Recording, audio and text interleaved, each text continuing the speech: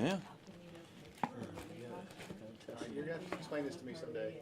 I want to know the journey to the space now, because now I'm just fascinated. Oh, there's always a journey. There's always a story, but even I don't know everything. I love the stories. I do too. Let me go poke Roger. That time I didn't say anything because I only had 7 months. And then I got in, and then after I got in, my manager was about to retire, and he was like, "You see, I gotta poke that guy because he's going to be in there for another 30 minutes, unless no one finds. He said, yeah, there's something at 12, 2, 1, 4. They're all overlapping, and I can pop in and out. But thankfully, they're like, hey, Evan will do all the technical side. Yeah. You'll figure it out. So I'm chilling out there, keeping everything steady on the boat, and wondering. As long as we're rolling. Yes, it is. If the ladders weren't so rickety, I'd keep putting stuff up there. I'm really liking that. Yeah, they keep giving me the worst ladders. I don't know why. And taller ceilings. Something like that. Let me move some chairs out of the way and monitors. Yeah, where do people usually hold forth, or just pick one's own spot? Well, we're trying to keep everything set in stone by. Maybe I should be near a whiteboard. Yeah, we have a clean whiteboard. We have some working markers. I can test them. That's a simple task. So the two sides I'll share with you for career. Even though our set pieces a bit Use your best judgment. wonky, Get that. at least the tech side for the time being is working. Anything else you want to ask about?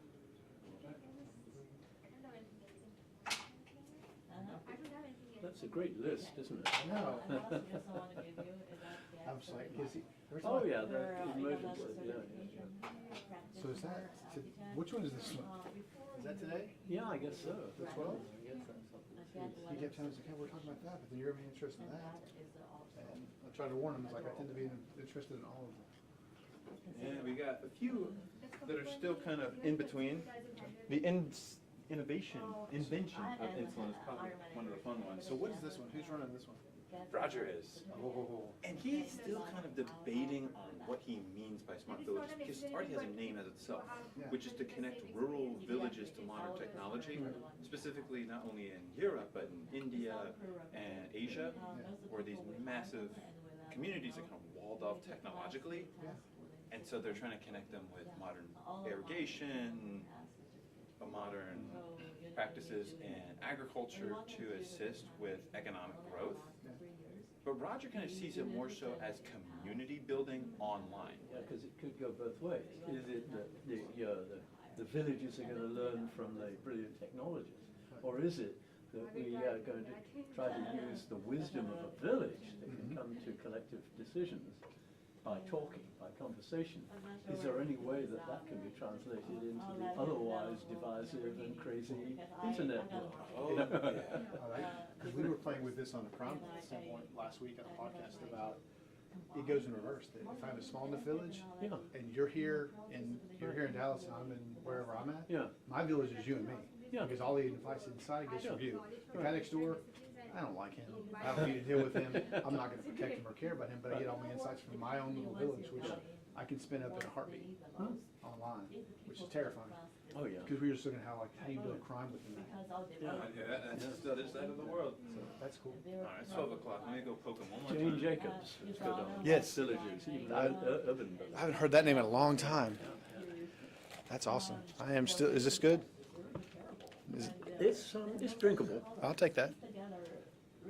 but you're probably used to pretty terrible coffee. I am. imagine. Yeah. The 3 o'clock. It's a melted brown crayon will work for me.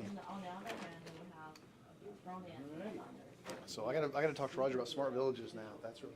Yeah, because I kind of say, hey, push away from the terminology smart village, because it already has meaning in. It just sort of evokes something really fast. But the terminology of community, like online building communities and sharing local information there, is a bit better.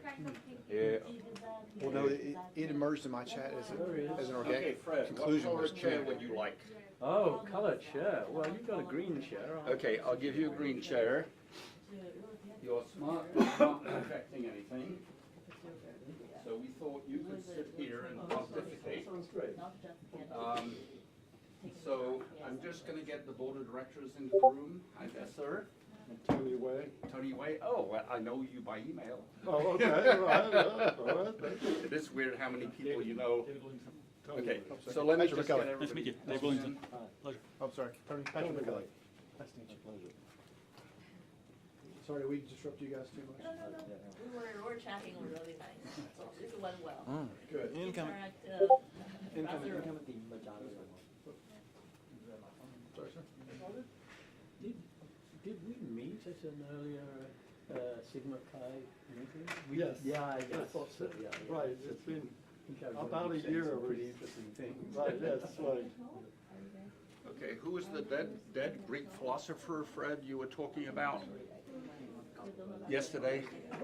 Well, He was poisoned to death for his ideas. oh, Socrates. Socrates. Yeah, yeah, right. Okay, so, This meeting took a weird turn all of a sudden. okay. Poison now. His city sentenced him to death, Yes, but he voluntarily. voluntarily. He was given plenty of chances to leave because everybody was covering him, sort of sensing the great. Well, good thing that you don't tell the policeman Stayed about and it. He did it voluntarily, so it wasn't quite a murder. Okay, so we're gonna ask everybody to sit down. All right. And we're just gonna start, and I need to find the euphemism. A ring of roses? No, what is it when you go around and ask every person to introduce themselves, and then they get a job offer by the end of the session, or a better job offer? Wow. Okay?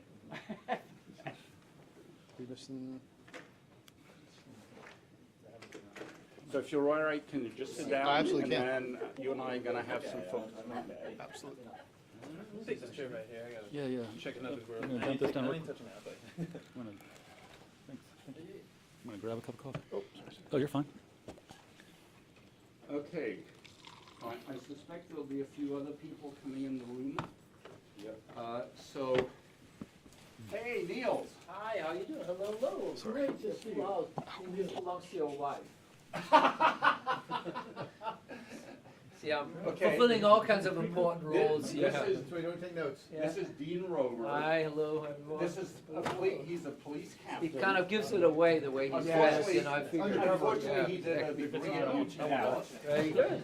In what? Psychology. He's a policeman with psychology training. I think that's a good idea. Yeah. Okay, thank you. Yeah, all right. All right, everyone. Niels, we have to get together, there's lots of, I want to ask you a lot of questions. Oh, yeah, okay, hold About on. water bottles, Okay, things like no, that as well. one second, Niels. Yes. So Fred and a group of us are writing a paper on the emergence of the arts and humanities at UT Dallas. That's a good idea. So the founders of UT Dallas had no interest in the arts and humanities and never put it in a strategic plan. It's not true.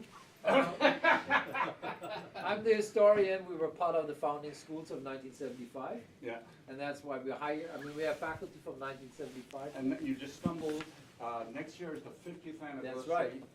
And are you planning a Yes, celebration? we do a celebration of the school, and then we have, which is, you know, at this point, rather exceptional, we still have 3 faculty members who joined us in 1975. Who are? So we have Dennis Rainer Kratz, Schulte, Rainer Schulte. David Channel, and Robert Rodriguez. And then we have Dennis, who I think came like the summer thereafter or Yeah. something like that. But so So- the first 3 always make sure that everyone understands that they are the ones. That So the- we're writing an article later, for you know. the Athenaeum Review, and it'll be anecdotal in part because we are talking to the people who are still alive from 1975. I mean, the one thing that maybe also worth your while you're at it is to see, Todd could possibly help anyone who was really close to Tom Linehan to understand what, Tom, you know, Tom Linehan. Who yeah, no, but who? Todd Fechter, he Oh, was very, Todd Fechter. was very close to him, just if we, because he was really instrumental in Yeah. building this. Okay, just everybody's information. All right, I'll Tom leave you alone, Linehan- okay? Thanks, Okay, Neil. Tom Linehan is the reason I'm here.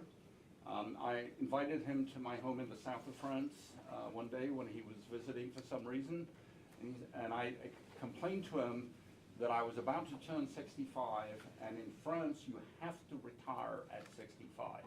And I wanted to keep going. He said, "Oh, why don't you come to Texas?" And I looked at him, and I said, "You must be kidding. Moving from the south of France to Texas?" I don't think so. Well, Cultural change. so then I had to do something illegal. Shut your ears. Nope. So my wife and I came for my interviews, and as a condition of my hiring, I required that they hire my wife. And the Hobson Wildenthal, who was the provost at the time, agreed to that. And then we discovered that was highly illegal. It's called nepotism, I think. Common practice in the academy, by the way. What, sorry? A common practice in the academy. Hiring relatives? Oh, yeah, oh, yeah. Okay, stop listening. Okay, so the first thing we wanted to do is there are a number of people in the room who are elected members of the Sigma Psi Honor Society. And so I thought we would just go around the room and just tell us who you are, and in 3 sentences, why we should respect you. So, sir, you're a member of Sigma Psi. Well, you should respect me because I brought a banana.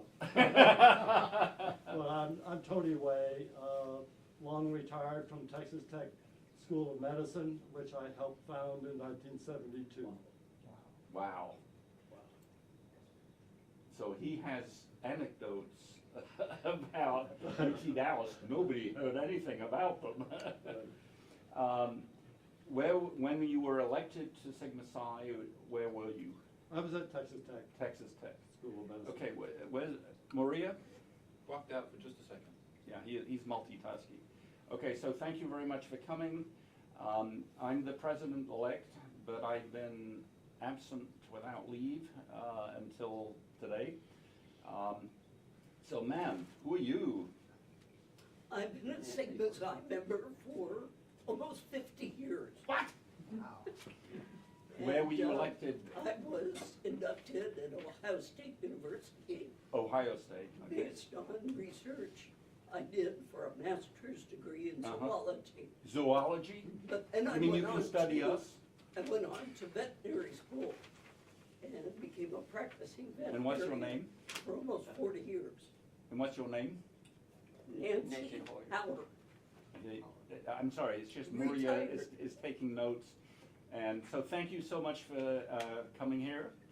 I think we've met several times and I've been incompetent without leave. So thank you. Thank you. One of the things we're going to be asking all of you is ideas of what we would like to talk about in future open meetings. So zoology of students on the UTD campus, I think might be a good, we have a lot of foreign animals at the moment. Are they listening? It's not quite zoology, but yeah. Veterinarian, okay, taking care of animals on campus. Right. Okay, sir, what's your name and what's your connection to Sigma Psi? You mean me? Yeah. Oh, I called you sir, is that a mistake? Dan Griffith, I actually was the first president of the chapter when it was revived. That was at Bob Stern's insistence. He didn't give me an option. I'm in EPPS. I was elected to Sigma Psi at Syracuse University in the early 1990s. I do geospatial information sciences. Okay, we have a lot to talk about. Okay, I'm Franklin Kemp. I was elected in the late 60s. I was getting my master's and PhD in mathematics. where? Polytechnic Institute of Brooklyn, now part of NYU. Okay, so I think we've stumbled onto an interesting fact, which the people who are job hunting can take note of. We have connections in this room with a dozen other universities in America. I don't think any of you were elected in Europe or, I don't know, I forget how it works. But isn't it interesting as you hear this, we should do a geosystems map of the places that the people in this room have come from, or the places and institutions. And I worked with someone how if you make a map of the locations that people have been to, you sort of get a group portrait. You know, because in some cases, everybody came from, in my father's case, Brenham, Texas, and, you know, never moved more than 30 miles to Houston, and that was it. But you're all grasshoppers, or whatever the zoological term is. Mathematics. Okay, sir. Hey, David Williamson. I was a career student here a long time ago, so I did a Bachelor of Science and a couple Master of Science degrees out of geosciences, and had a career of about 27 years, mostly in oil and gas and also in mining. Currently, I'm founder and CEO of a geoscience consultancy, still mostly oil and gas, but also biofuels and mining and carbon capture sequestration, some other client work like that. And I guess became a member of Sigma Xi in this chapter, actually only a few years ago. Bob Stern wrote me in when they rekindled the chapter here. Okay, you can answer no to my question. Do you have any job openings in your company? Most of all of my employees are 1099, so I use them sort of on demand. Okay, so the students in the room, just relax. Is Evan still there? No. No, sir. Okay, so are there any other members of Sigma Xi in this room that I have not invited to introduce themselves? Okay, so now we're gonna just go around the room before we ask Fred to pontificate. The gentleman to my left is a UTD student, but was never elected to Sigma Xi. So maybe, would you be willing to be elected? Sure. What do I have to do? Write it out, we have one candidate. That's what we get recruited to, so. Oh, come on in, hey, Robert. Actually, We're just doing, going around the room doing self-introductions. No, but seriously, Patrick is an unusual animal. He was a student at UT Dallas. Just give us your narrative. so I graduated here, my undergraduate in '93, immediately started working at the police department in Garland. Finished my master's degree in '03 in human development, developmental psych.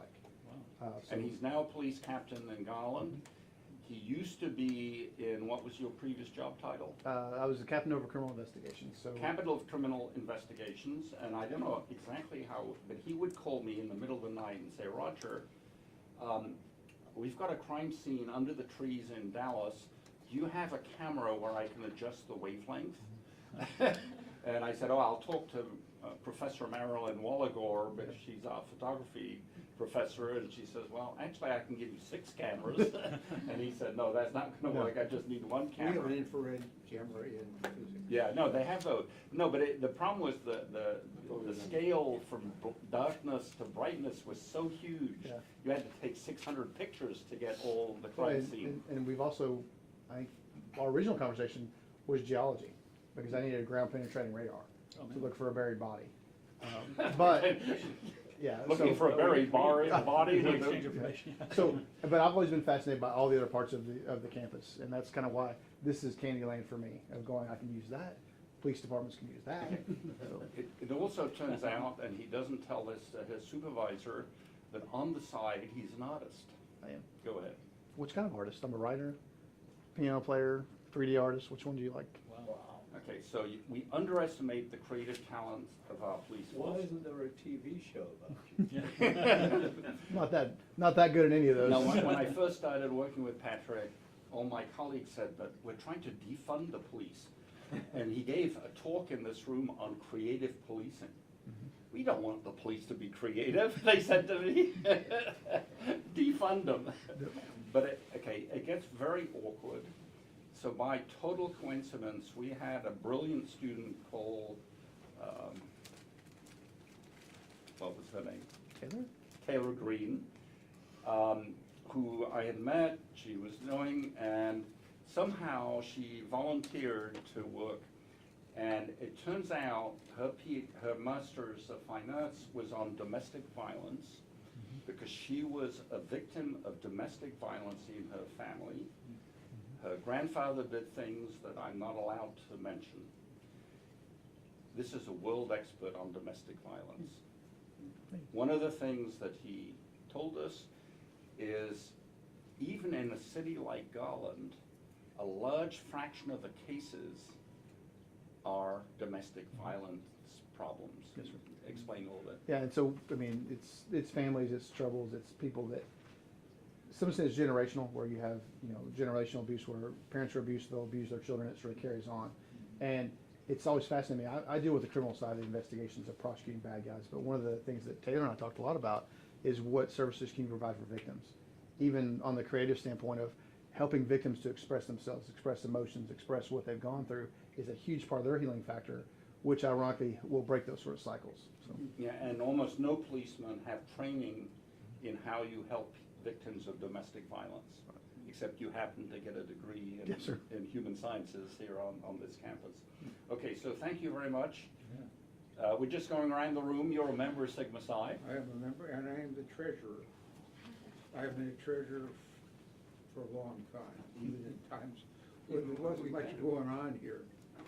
So, Well, oh, you mean the chapter at prior to really you and Bob Stern taking on the work here, I assume you might like a treasurer's report. Yes. And we do very well financially. Right now, we have $8,598.10, and it's sitting there. So perhaps there's some interest in Okay, using so those. in we, some at the great last way. meeting, we took a quick vote, and we agreed to pay Maria 3 hours a week to do the organizing of the chapter's activities. He started doing that, but then it turns out he has what kind of visa do you have? F1 student visa. I learned so much. He could not get paid until he had a social security number. Do you have one yet? Yeah. It just took weeks, and he had to go downtown and queue up somewhere, and anyway, so we're gonna write up the travails of becoming. Do we have an amount and way of pay, I write checks. I do it by myself. I don't know if that's Yeah. another thing you want to look into, because I. So now that I know he's payable, I can work with you. When we finish going around, you'll find out that he has relevant skills and irrelevant skills, which one of his irrelevant skills will connect with Fred Turner's talk. So anyway, so what we discussed in the executive committee meeting is we need to find people willing to be elected to the board of directors and to be elected in each function. So we'll find out if you want to continue as treasurer or not.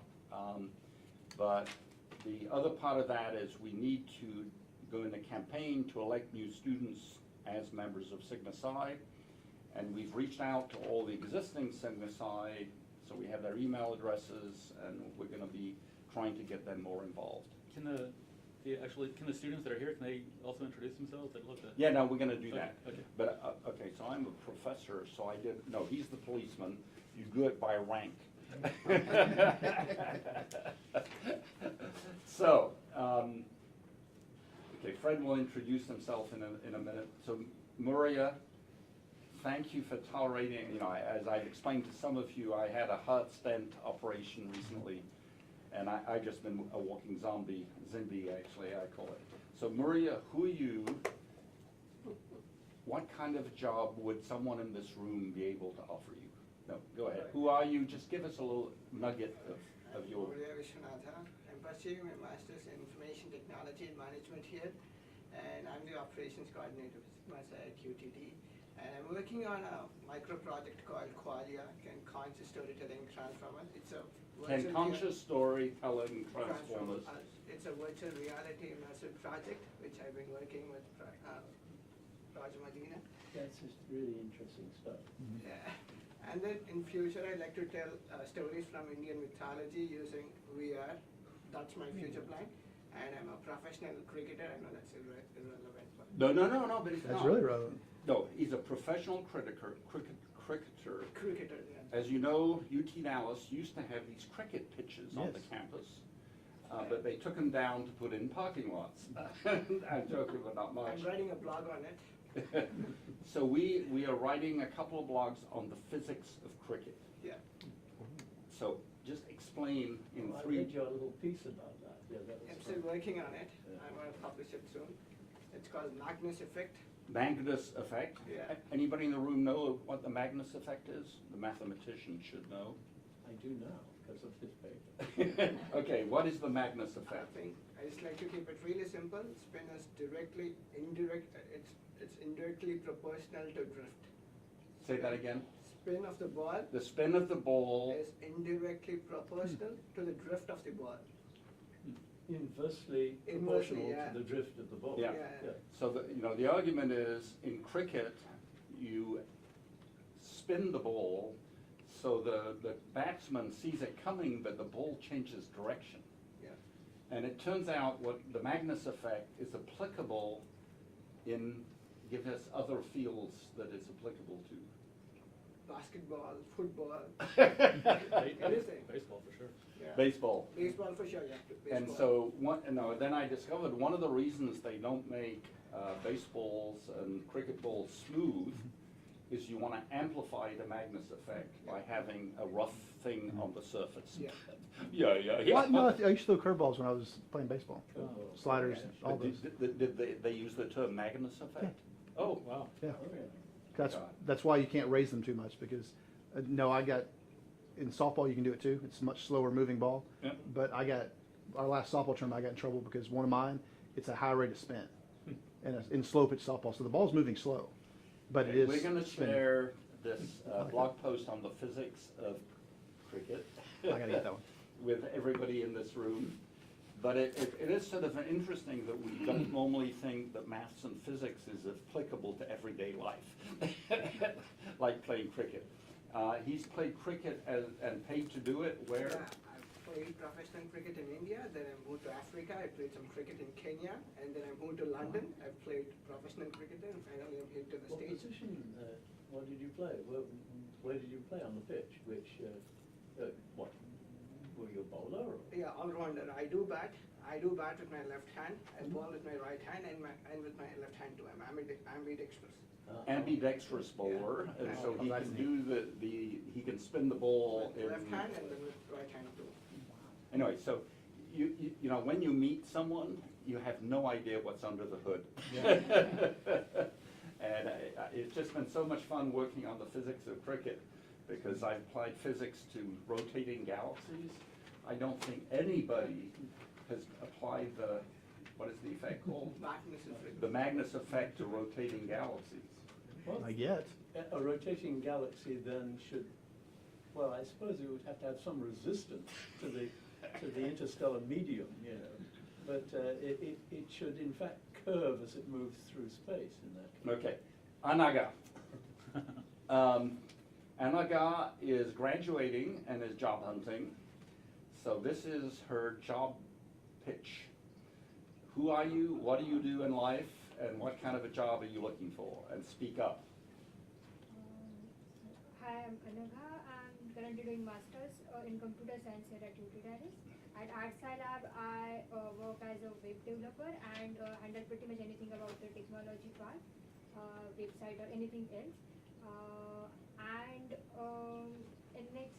After graduation, I'm looking for a job where I can work with technology, mostly for making people's life easier, so that the simple Making people what?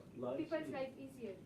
People's life easier. Yeah, people's life easier, and I love to learn new things in the technology and always try something new. Try something new in the field. So yeah, I'm looking for something like that where I can learn a lot. Okay. So what is one technical problem you solved in this lab that you're proud of? None. Now, just tell us the story again of that you learned how important it is to do something. Yeah. So there's a project. You looking for the Sigma Psi meeting? No. That's all right. Go ahead.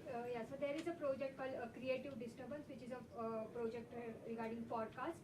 So before few years, it was working very well, but in last 1 or 2 years, The pandemic yeah, killed during the the project. pandemic years, that project got discontinued, and we wanted to recover all the data that was in that project.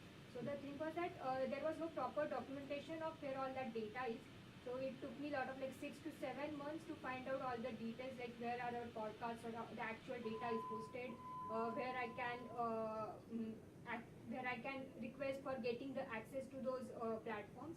And after all those efforts, last week or last month, I was able to retrieve all the data. Okay. It was Wow. like 600 podcasts. So it took her 6 to 8 months to recover 800 podcasts. At the time, UT Dallas did not have a podcast platform. So we paid a license to a podcast platform called Liquid Ocean. No, the podcasts were on Libsyn, but the website was hosted using the Digital Ocean. Right. And there we'd stopped paying the license, and so we no longer had access to the content. And, you know, she had to go through 22 bureaucracies to recover these 800 podcasts. Might have a detective here. A detective. Some good technical skills right there. Well, no, but it takes thinking of, you know, and, you know, she's busy and, no, okay. But then, okay, I'm going to tell you the story even though the policeman is present. Oh. So the thing that I will remember about Anaga is how honest a person she is. So we had 300 applicants for her position. We had a short list of 10 that we interviewed, of which she was one, and we ended up making her a job offer. And what did you tell us? My brother used to work here at the outside lab 2 years His ago. brother, her brother used to work in this lab. I mean, how honest do you have to be not to tell anyone that one of your close relatives worked in, you know, and therefore you're trustworthy? I mean, seriously, congratulations for never mentioning that in any of the interviews or the discussions or the emails. Oh yeah, by the way, where's your brother working now? Goldman. Goldman Sachs. Okay. What? You go to an art lab to go work in Goldman Sachs? Yeah. Don't worry, Fred, we're going to have time for you. George, you want to come in and listen in? Yeah, you know, please, there's a chair here. Thank you.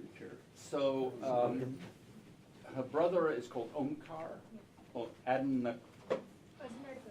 Okay, and I won't go through everything he did in this lab, but one of the reasons he got hired by Goldman Sachs, and if I'm misremembering, don't say anything, is he published a paper where he developed an AI algorithm to analyze a document to identify its level of sarcasm.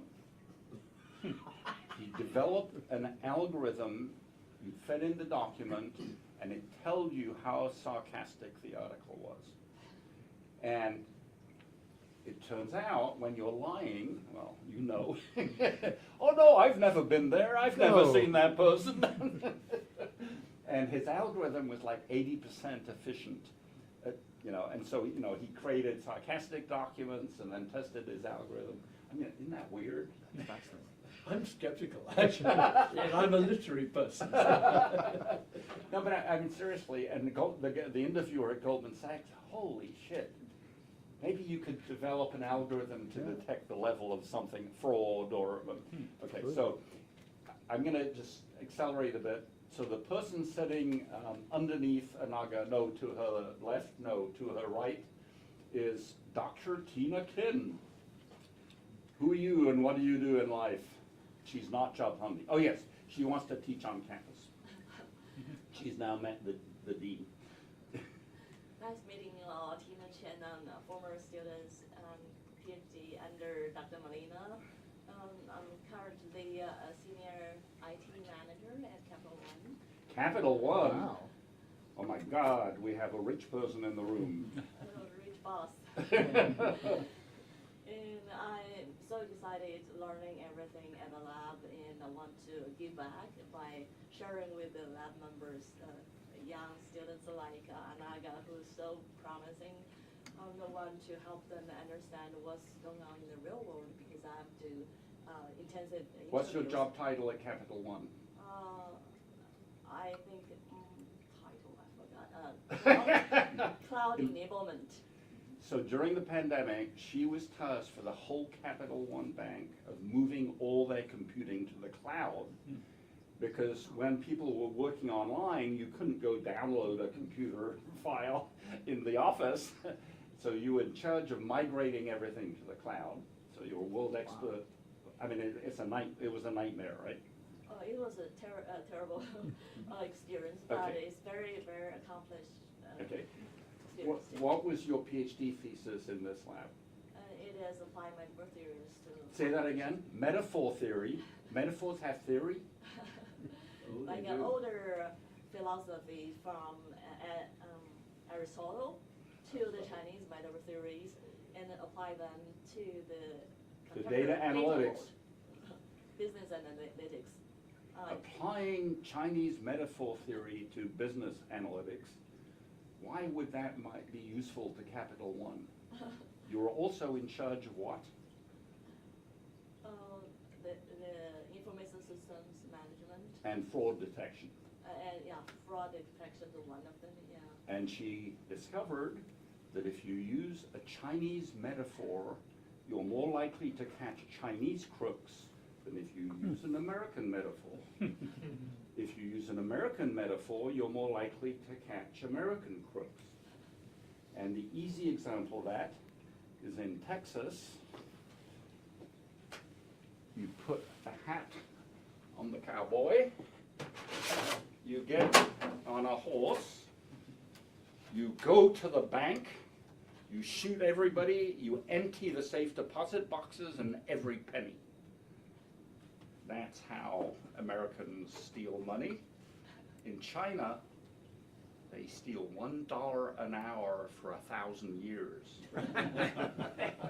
Because they have a long-term view of human civilization, right? That's very, very.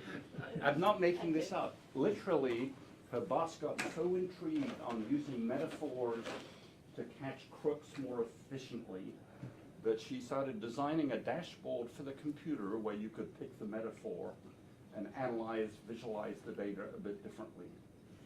That, I'm exaggerating, Yeah, right? yeah, that's similar. We developed dashboards using the metaphor in people's minds. Because everybody use metaphor without realizing it. So that makes it easier to understand the data. And dashboard itself is a metaphor. Okay, Fred's, it's about to be your turn. So I want to introduce you to a stupid person who just walked in the room. His name is George Morgan. He's a PhD student and he's only 22. No? How old are you? I just turned 70. He's a 70-year-old PhD student in this Awesome. lab. But he also happens to write plays. Go ahead. Well, go ahead with what? What do you want to know? What I'm doing for my Okay, PhD? he started taking my graduate seminar, and he had written a play about a woman my father knew.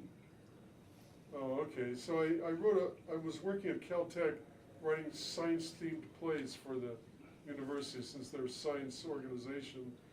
And I came across this book about the history of the Jet Propulsion Laboratory and wrote a play about it, which we performed at Caltech. His mother was the first woman in NASA. First woman rocket scientist. She worked for North American Aviation, not NASA, but close enough.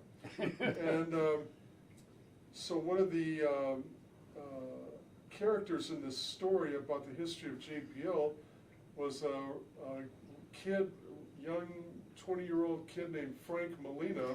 My father. And so he became a character in the play.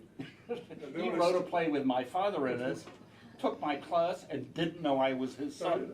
One day after class, I said, you know, I wrote a play with a guy with George. I wrote a play with a guy with a similar name to yours, Frank Molina. He said, oh yeah, Frank Molina, he was my father. Wow. Okay, thank you, George. So, are you still okay? I am. Okay, so we're now gonna just change modes. So my suggestion is we all stand up and change seats, and Fred Turner is gonna get ready to give us his presentation. Now, this is the cognitive science of group sessions. By standing up and sitting down somewhere else, your mind thinks differently. So please, everybody sneak up. We have popcorn and cookies and sushi, water and Coca-Cola. Fred is going to have to sit down in the same place. I'll sit down and. Thanks for sucking me into your meeting. It's not a meeting. I have, Would whatever you it like is, to I'm be not sure what it is. Would you like to be elected to an honor society? Absolutely, just sign me Okay, up. we'll elect you to this Sigma Psi Honor Society. Okay, Okay. are you just forming this? No. It's no. been around for a while? Been around for 100 years. Okay, it shows what I know. Okay, so everybody just stand up, take a breath. Working purpose. You know, I got down to my gym. You gonna be around after this?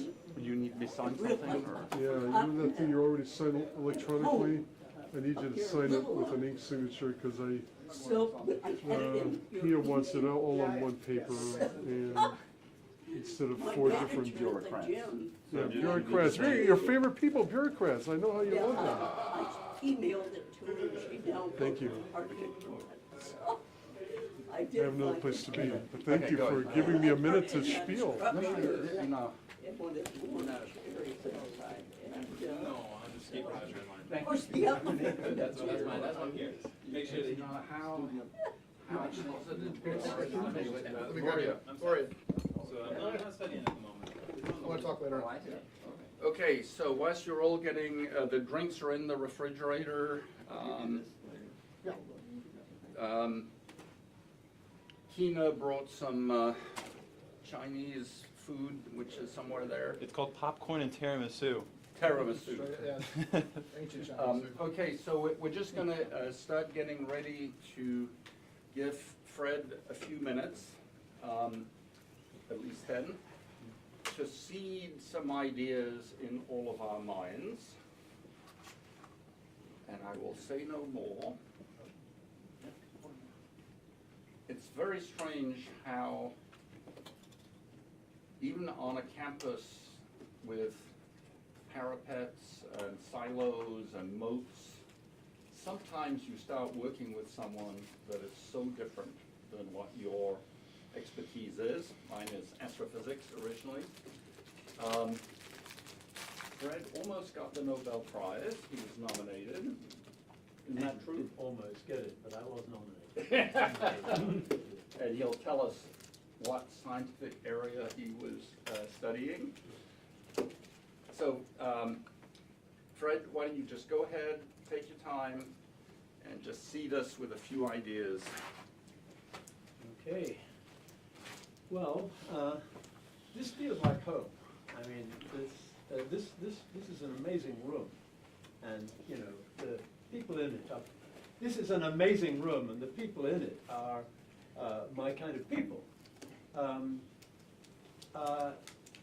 My father was an anthropologist, Victor W. Turner, and if you run across the term liminal or rites of passage or you know, a whole bunch of important words in the study of ritual, for instance, that was my father's work, and I was with him in Africa when he was doing his field work back in the 50s, and I'm extremely old.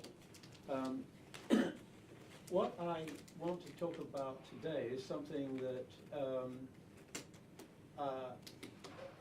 has been sort of brewing for the last year or so, maybe not even as long as that, but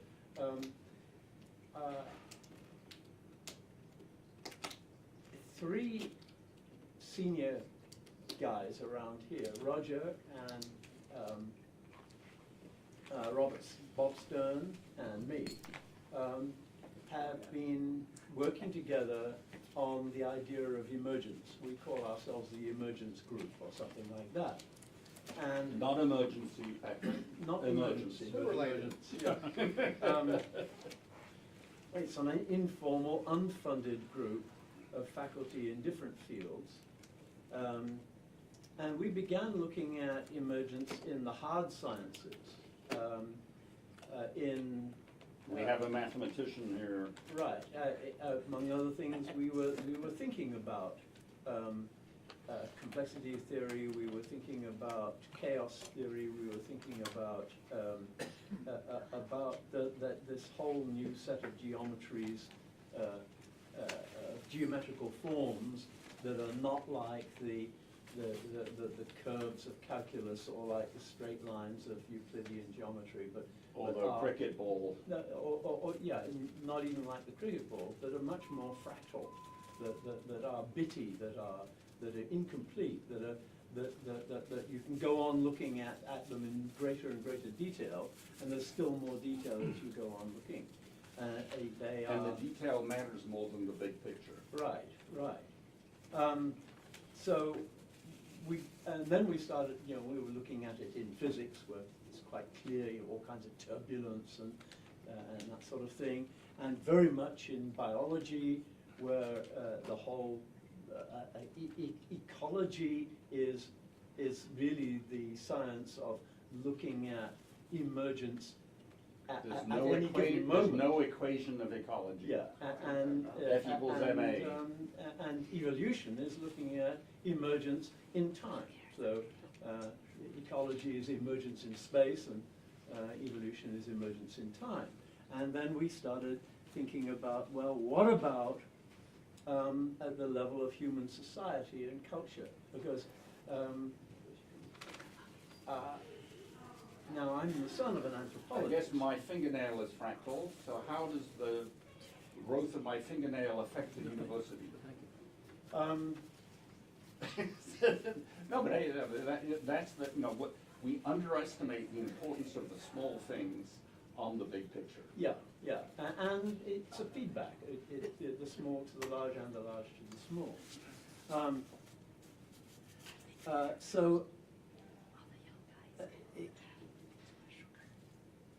Anyway, I think I'm going to sort of read from here on. We published, in fact, it's just come out, I This think, week, an yeah. essay on emergence, in which we were thinking about emergence and getting up to the point where we're beginning to think about it in terms of human history, in terms of emergent systems. And the case study was, Pardon? the case study of our paper. Well, this is the new paper that we're working Okay. on is a case study. So And, UT Dallas came out of nowhere. yeah, Nobody wrote an equation. It just happened. it emerged. Yeah. What did? But What did? UT Dallas. Oh, UT Dallas. Yeah. Now, and one of the things we discovered, sorry Fred, is that emergent social phenomena change names very often. What was UT Dallas called when it was founded? Not MIT or Caltech, or it was called, The Southwest. Southwest Research Institute. yeah, and then it changed names, and then it changed Then it names, changed and the names, state of yeah. Texas said, we're gonna rename you. Yeah. And then we haven't changed names. And then you had, within it, you had arts and humanities, which then turned into Art and technology. art and technology and arts and humanities, and now it's the Bass School of Bass Arts and School of Humanities and Arts- Technology. art- So we yeah, changed yeah, names. So, and in fact, perhaps emergent systems themselves, one of the ways you can tell whether something is an emergent system is if it's had a lot of names. Well, what is emergence? And I'm going to give a sort of definition. It's the propensity for any high energy, far from equilibrium system to self-organize in ways that can't be predicted from knowing its individual components. Emergence is closely related to self-organization and complexity, and is revealed by complex interdependence in systems and species in evolutionary processes. Spiral galaxies, chemical catalysis, hydrothermal systems, oceanic currents and tides, hurricanes, living organisms, ecosystems, economies, civilizations, political systems, and war are some of the many examples of emergent phenomena where low-level rules give rise to higher-level complexity with new rules.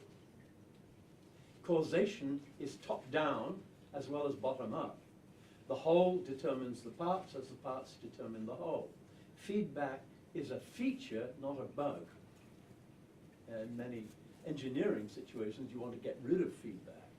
But this is a case where feedback is the whole deal. Okay, so I'm gonna ask people to think about their own professional work. How does emergence apply in your area of interest or not? Doesn't it also have to have the right context? Because if you think of certain things that happen, like look at the emergence of non-Euclidean geometry. Yeah. And there was like a general context, and it was happening simultaneously in different places. Yeah.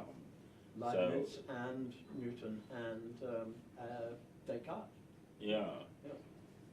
Okay, I want a business person here. Well, so like again, I've spent most of my career in oil and gas, fossil fuels, and my entire industry is going through an evolution that you can almost consider like an emergence, in the sense that, and so I think a lot of times emergence might come about from stressors, from things. Stressors.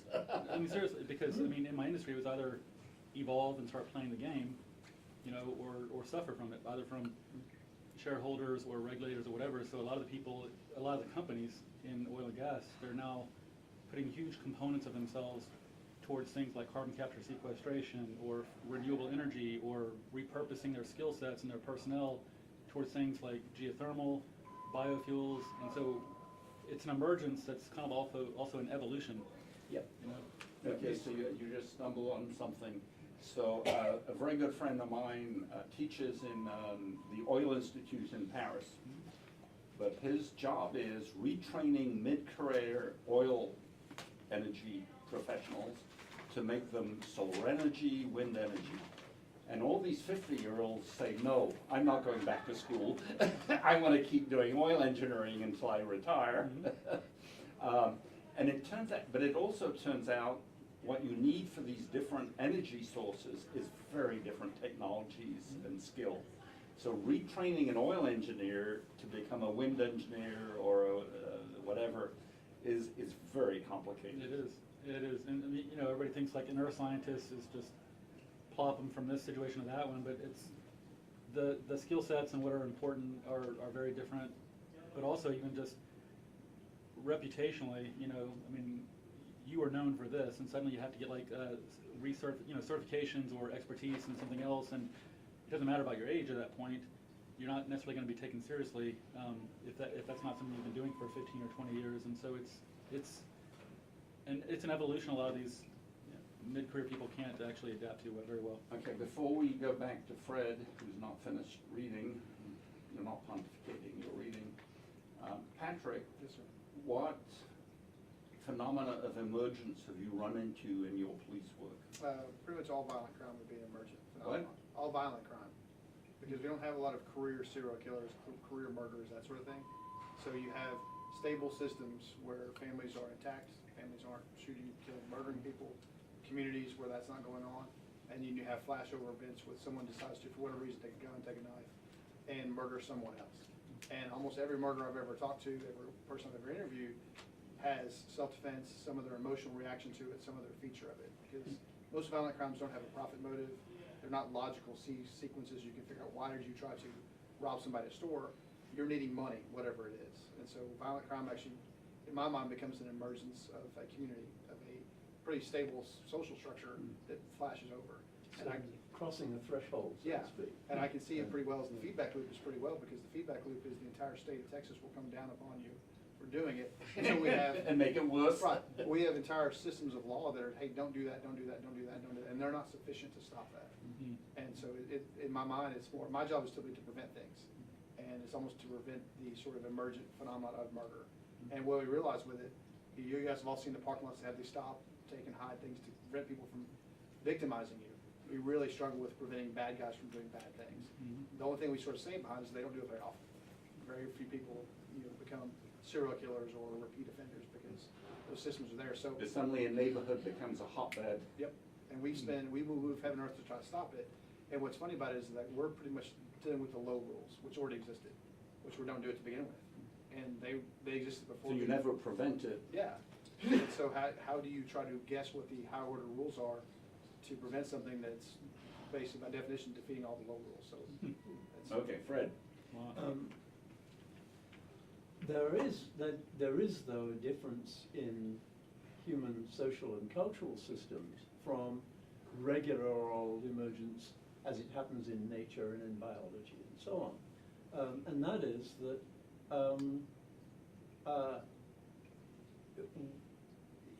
humans are essentially both actors and observers. And so any information that we get about the processes that are going on in our own social and cultural situation, that information is itself now part of the culture. In other words, Okay, what you've so got is something if someone very in your- volatile. If someone in your neighborhood Yeah. gets rich by stealing, then it just kind of spreads. Yeah, Imitation. the ball game itself is changed. We are actors in, and our, our group decided that, in fact, we would make a virtue of necessity, because we are, in fact, part of a system itself, which is School of Arts and Humanities, or the BAS School of Art, Humanities and Technology. Technology. So,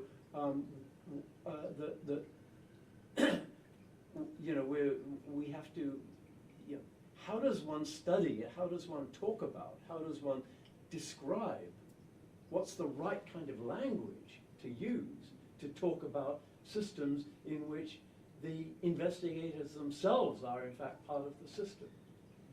And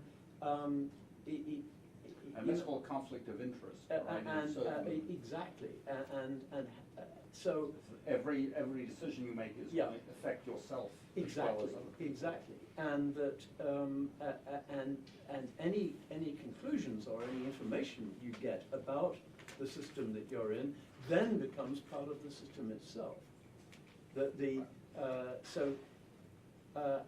How does one write about it? And clearly, if you want to think about, let's say, some kind of geometrical problem, you have mathematics to work with it, or algebra and so on. If you're talking about, let's say, atoms or molecules, then you have Atomic physics. you have atomic physics and so on. And in biology, you have a different kind of language for talking about organisms or for talking about ecosystems and so on. So what kind of language is appropriate for Okay, writing about I'm this? gonna It's not keep- going to be a regular paper. It's very much to do with metaphor. You mentioned metaphor. Yeah. And, Okay, and, I'm and gonna- our decision was that we would essentially do it in the form of an anecdote. And an anecdote is a story that is told by participant observers who are Happen to be equals, there, yeah. who happen to be there. And so essentially, in a strange kind of way, we had evolved all the way to the point to a new kind of definition of the humanities.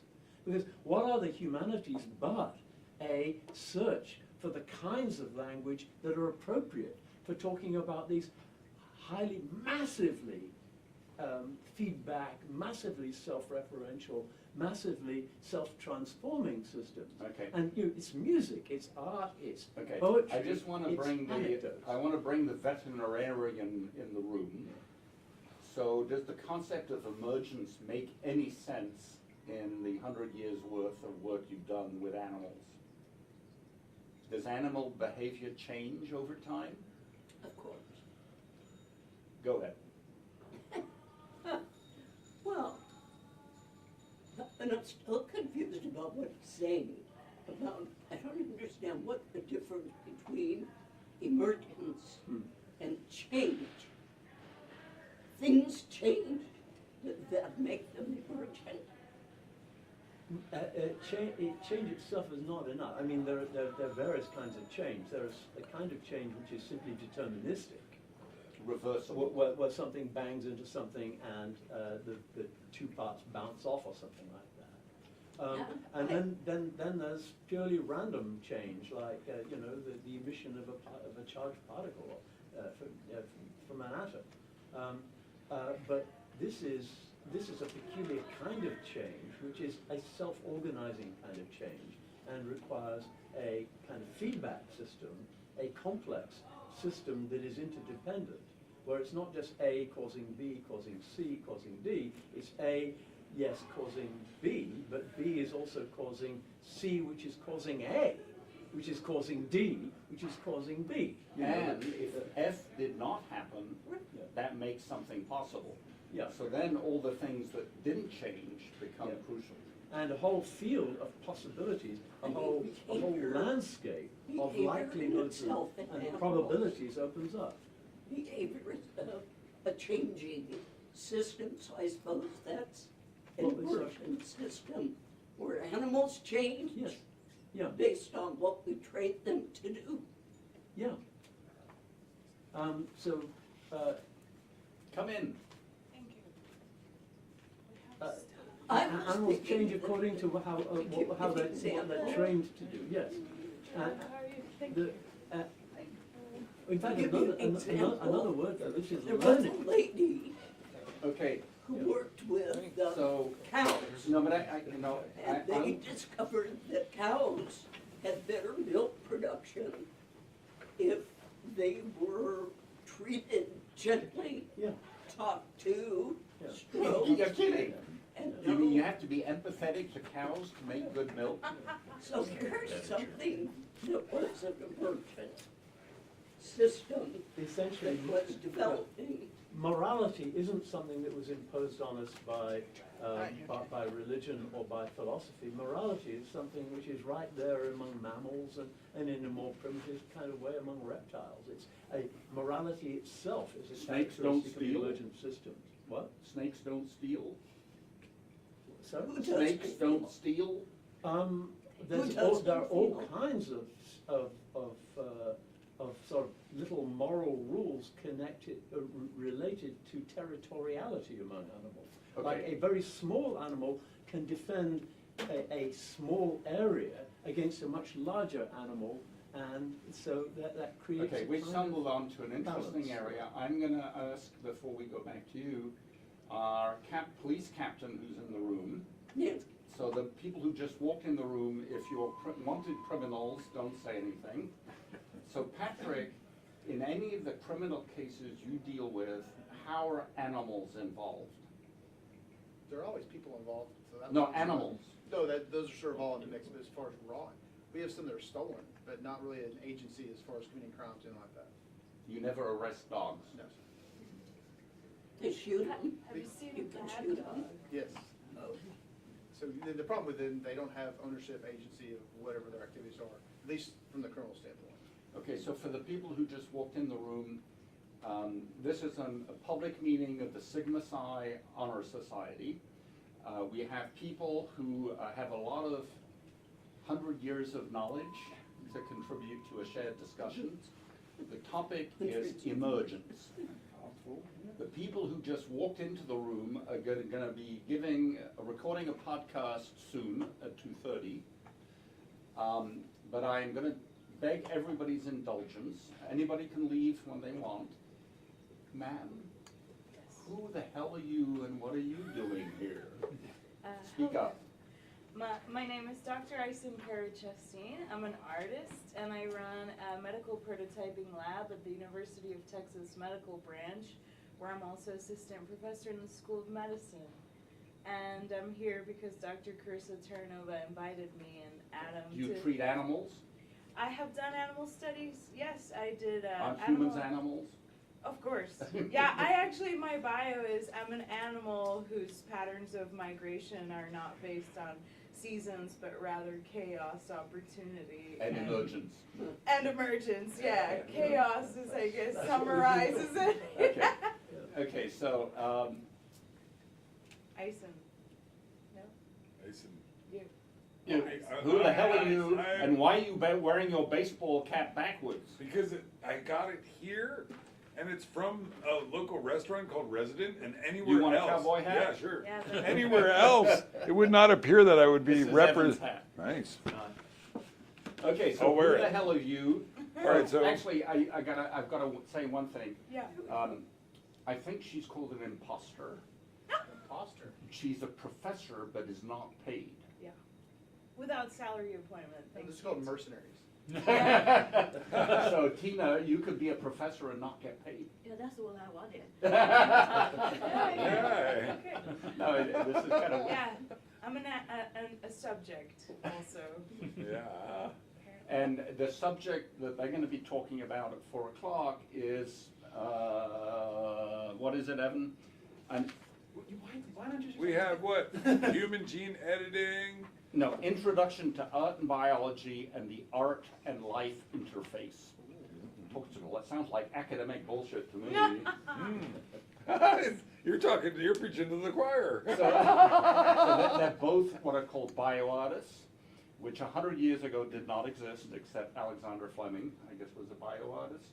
He painted with and invented Of course penicillin. it existed. Well, the whole art of animal breeding goes back hundreds or even thousands of years. You know, why do we have all these different kinds of dogs and cats and flowers? For It's heaven's art? sake? I thought it was sex. You know, we've been breeding them for Oh, and they grow feathers to attract other animals. Yeah. Okay, so Intriguing. Adam Zaretsky is Intriguing. another imposter. He claims to work at MIT. No, I was a researcher at MIT. That was 20 years ago. Okay, so who are you and what do you do? Well, I'm also a doctor of art and biology, whatever that is. And so I do stuff, I make art with living experiments. And we deal also with animal care and use committee Have you ever killed oversight. anybody by mistake? Making art with? Or on purpose? Well, I'm not at liberty to say. But anybody, yeah, I mean, like, what was it? Aleister Crowley said that he would kill 3 million humans every day, but he was just talking about masturbation. He got a bad name though, somehow. Okay, I'm sorry, this conversation is getting. Risky. Take that to the We're not allowed to discuss sex and politics on this campus. Okay. So every day. We're talking, well, no, I liked what we were saying about animal breeding, and even humans breeding with each other are based on sexual attraction. Oh, yeah. And some of that is Emergent. girding the future of the shape of different organisms is based on attraction and not just survival. I mean, why do we look Excess. the way we look? Okay, Because that's what a certain kind of ape thought would be a really pretty looking ape. Yeah. Or You not know. just pretty, but like So they had babies that looked a little bit more like us, and then they had babies that looked Okay. a little more like us. I don't know how we went from emergence. We're going to let you finish. Did you want to say who you are? My name is Blue. Blue? And Your cap is on the other person's head. He's a mathematician. He's got a blue cap. Go ahead. Go ahead. anyways, I'm just kind of researching and listening to what people have to say. My dad's Adam, and I'm interested in listening to whatever people are. Okay, but just say one area of interest that you might have. Consciousness and neuroscience. Talk to him. There we go. Okay, Fred, please continue your rant. No, your philosophy. In fact, I had a whole little paper to give, but it looks as if we've pretty much explored at least many of the implications of it already. But I did want to talk a little bit about the form that we chose, and that is the idea of the anecdote, and the idea, how do you talk about systems like this? And I think that's one way of putting it is something like this, that now that we understand the emergence or the evolution of emergence over the history of the universe, the beginning of the universe, the kinds of emergence that could happen were very, very few and limited and so on. Now you have this vast field of possible kinds of emergence. It's not that the old rules that govern what happens have been gotten rid of. It's that they provided a context in which all kinds of new rules and new rule systems could evolve. And we've sort of got to the point now where, in other words,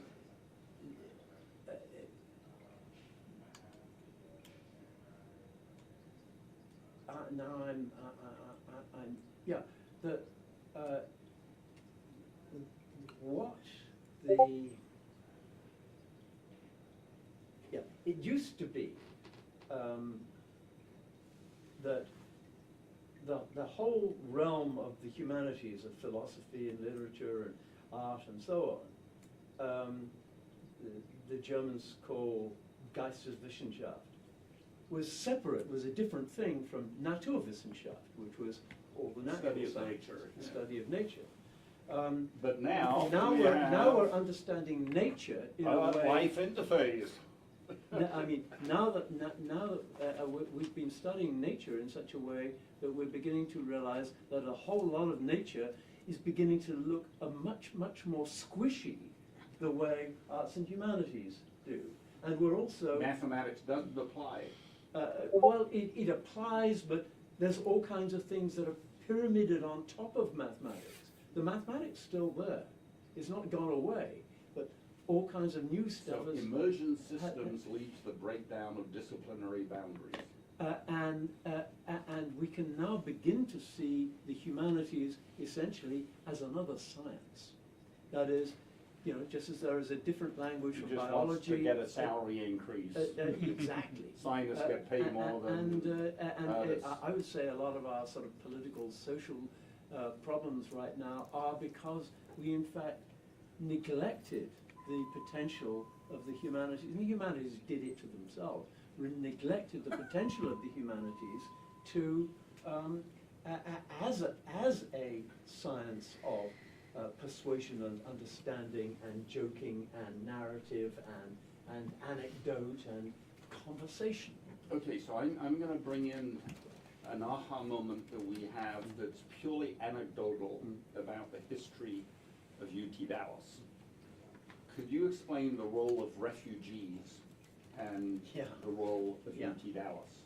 What we're working on now is a little history of the School of Arts and Humanities of the Bass School, and we found more and more that we could make a chart of the various sort of organizational and official development. But that didn't tell us really what was going on. As we went on, we began to see that it was more and more a matter of individuals and their conversations with each other. So let me give who you was talking to whom? Let me give you an example. So we discovered that when UT Dallas was created, it was housed at SMU. And they kicked it out. So UTD became a refugee because the government of SMU said, get the hell out of here. And so they bought 20,000 acres of land in Richardson, built cricket pitches. And so the university is a refugee from SMU. Yeah, and what we found, looking at the actual personnel that were brought in just to the School of Arts and Humanities, because I mean, I think this happened in many departments. It wasn't just Arts and Humanities, but we're looking at particularly the people that came into Arts and Humanities. So many of them were refugees. And one wonderful example is, perhaps one of my oldest friends, and that is Zsuzsanna Ozsváth. Zsuzsanna Ozsváth was a Holocaust survivor. And she came over with her husband, István Ozsváth. And no university in Texas wanted to welcome Jews. Yeah. But UTD did. UTD did. And they happened to be at the luncheon that was scheduled for John Kennedy. For John F. Kennedy. So he was on his way to lunch with the founders of the Arts and Humanities. Assassination. And he was on his way to that luncheon when he was shot. And he had to make a decision that morning. Am I going to go to lunch first and then do the parade? Or am I going to do the parade first and then go to lunch? It was also about the inauguration of the Southwest School of. So UT Dallas was gonna be inaugurated by John Kennedy, but he decided he wanted to do a parade or whatever they call it first, and he got killed on the way to setting up UTD. Now to get really weird, I happen to be a member of the Dallas Institute of Humanities and Culture, and this is a group of people who among whom were the city fathers and city mothers of Dallas. They were the great magnates and the billionaires. And among them, what happened was a kind of crisis of conscience when Kennedy was murdered. That Dallas had turned into a pariah city. It had turned into a murderer's city. And so they started building beautiful bridges. It had to be redeemed, and so they built bridges, and they built the Meyerson, and they a symphony hall. UTD. And Before what that meant Kennedy was was that killed, there was no symphony hall You then in had an Dallas. institution, which is the University of Texas at Dallas, which it's Talk not about just anecdotes. It's not a public. It's not You just mean a you have to public kill a university. president to start a it's also university? it's also a private university. It's not constrained really by the rules that constrain private universities or the rules that constrain public universities. It's somewhere in between, and it's brought in refugees, and so it's I'm this going to inject hotbed of one stuff. more refugee example. Some of you know, and she's become my best friend since I moved to Dallas, is Bonnie Pittman. She used to be the director of the Dallas Museum of Art. I had actually known her when I was a student at Berkeley, and when she was the director of the Berkeley Art Museum. And in her 70s or 60s, she got so many diseases and sicknesses that the museum decided she could no longer function as director. So she became a professor on campus, and she used the arts to train medical students on how to observe. Because artists are so expert at observing so literally she would go with medical students to art museums, walk through the rooms, and then nobody was allowed to say anything. What did you notice? Did you see any sick people in a picture? And no, they hadn't noticed someone had jaundice or something. So then she joined the UT Dallas Center for Brain Health, and thank God UTD is a welcoming place for refugees. She got fired from being the director of the Dallas Art Museum because she just couldn't go to work every day anymore. But UT Dallas said yes. Same thing happened to Rick Bertel. Okay. Okay. The policeman's going to shut his ears. Okay. So just tell us the anecdote about Rick Bertel, which is factually correct. Yeah, Rick is a brilliant art historian. Yeah. He's passed away now, and he was a friend. But Rick was the director of the Dallas Museum of Art before Bonnie. Before Bonnie, and he got arrested. He got arrested because he was having sex in a public park. Sex in a public park. What was the name of the park? It was Revachon Park. Okay, don't go there. You will get arrested for having public sex. Now, and the board of directors of the museum said, you're fired, you're a criminal. Well, no, it wasn't that. They pushed him into resigning. So he resigned. But UTD is such a crazy place that we snapped Come him here. up. He was a refugee. We snapped him up immediately. He came here and he changed the campus. If you look out of the window, you look at those magnolia trees along there. That's his It's doing. because he got the money from the great billionaires around Dallas to pay the guy that designed the Twin Tower gardens in New York to come and landscape our campus for us, Okay, for us, and then turn this brutalist if you campus go into a beautiful place. No, if you go into the elevator to the other side of the building, it's the Institute for Art History that Rick Bertel created. Yeah. And thanks to him, he happened to know the O'Donnell family, who gave $30 million to help build this building. Yeah. The refugee who'd been arrested for public sex was welcomed at UT Dallas, and he made. And he also knew the Bass family. And he knew the, oh, well, let's not go. I wonder if there's secret nooks in the garden. No, so this is the anecdotes. Do any of you who've spent time at UT Dallas have anecdotes about your time here? It's fine if you want to leave.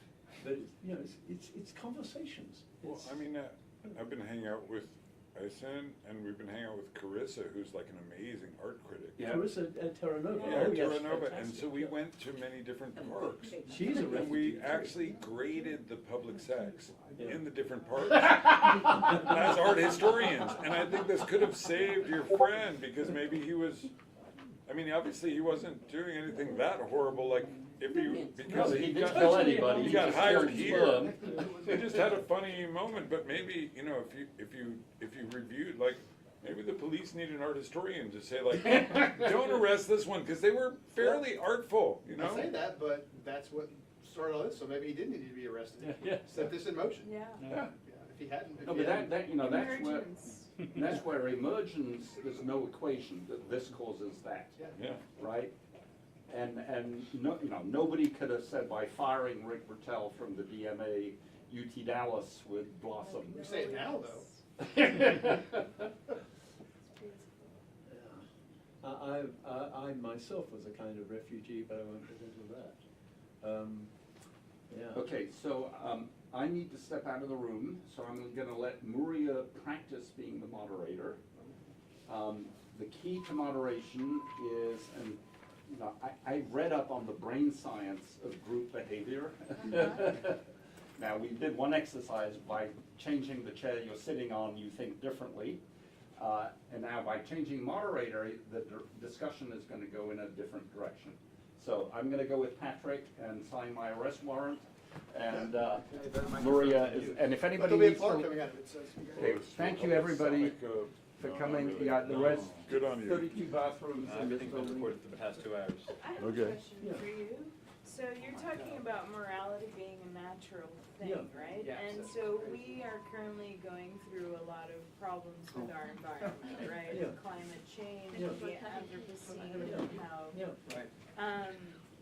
but I we lost my tend phone to there. overly moralize I lost this, in my my notepad. opinion, Not because here. it's our movement, I'm right? afraid it is. Whereas Yeah. maybe the asteroid that killed the dinosaurs Yeah, is not a oh, bad yeah, you're asteroid, right. it's I mean, just an the- asteroid, right? And the planet, you know, even without asteroids or anything like that, I mean, the planet has done some terrible things. I'm sure. Two living What's things. next? Yeah. That's a good So- question. I'm gonna go Right, interview because Mason and Adam in about emergence, right, 45 and minutes. so Actually, my Oh, question these to folks. you yeah, is, these folks that came to do, so I'm gonna go interview is them. there, Oh, okay. should we And really also gonna be save- moral about this? This Like, camera's are been we in control recording as a everything human here for the past 2 species hours. to guide Oh. this? And been uploading it Really? to YouTube. Like, I Oh, know you've we already- individually Yeah, you see this can microphone that you're conceive talking to right now? of how we are, can Yeah. observe it ourselves, like So observing, when we're talking we about observe, illegality with but a police officer in the room, we have And it's concrete partly evidence now. You know, obviously, we're not morally responsible for things that we have no power over. But we now do have some power. Are you really gonna do over the personally, individually? In a few minutes, yeah. the environment. Or do you, Certainly, are you uncomfortable? You know, Yeah, I'm I 80. mentioned When my I grew company's up in name. I can edit it. Yeah, when I please was take in it out. I will. Yeah, thank you. I can remember the tobacco, the tobacco smoke liquid dripping down the insides of the buses that I would take to go to school, that you could barely breathe in Manchester. Every wall in Manchester had a layer of soot, of hard soot that was this thick. You go to Manchester now, Yeah. it's sparkling clean.